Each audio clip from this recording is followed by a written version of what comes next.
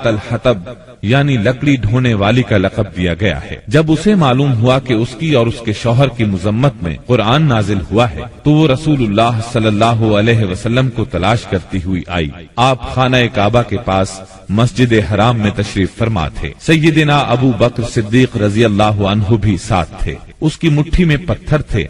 आपके सामने आ खड़ी हुई तो अल्लाह ताला ने उसकी निगाह पकड़ ली और वो रसूलुल्लाह सल्लल्लाहु अलैहि वसल्लम को न देख सकी। अलबत्ता अबू बकर सिद्दीक उसे नजर आ रहे थे। उसने पूछा, अबू बकर तुम्हारा साथी कहाँ है? मुझे मालूम हुआ है कि वो मेरी हज्व करता है। अल्लाह की कसम अगर मैं उस तक पहुंच गई तो ये पत्थर उसके मुंह पर मारूंगी। देखो अल्लाह की कसम मैं भी शायरा हूँ।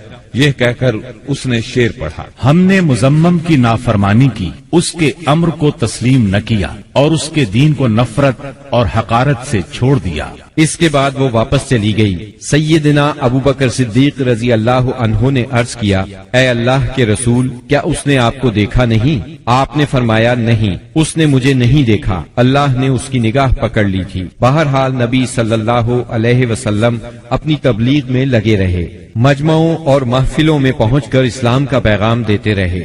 आप किताबुल्लाह की आयात पढ़ते और साबिका रसूलों ने जो पैगाम दिया था वही पैगाम लोगों को सुनाते।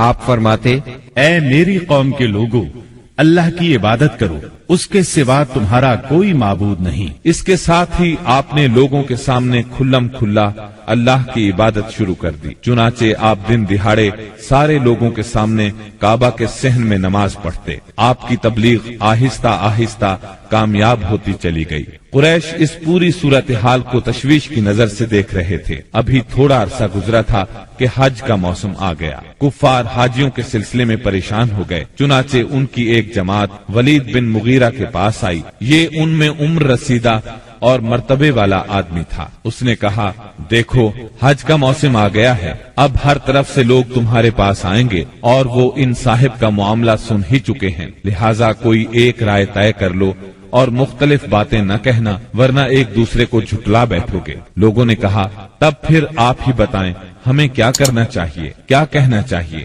उसने कहा, नहीं बल्कि तुम कहो मैं सुनूंगा। लोगों ने कहा, अच्छा तो हम उनसे कहेंगे ये काहिन है। ये सुनकर वलीद बिन मुगीरा ने जवाब दिया, वो काहिन नहीं है, हमने काहिनों को देखा है, इसमें न उन जैसी गुनगुनाहट है न तुकबंदी। तब उन लोगों ने कहा, हम कहेंगे वो पागल है। वलीद बिन मुगीरा ने जवाब दिया, वो पागल भी नहीं है, हम लोग पागलपन को भी पहचानते हैं। इसमें न पागलों किसी घुटन है, न उल्टी सीधी हरकतें, न बहकी बहकी बातें। लोगों ने कहा, तब फिर हम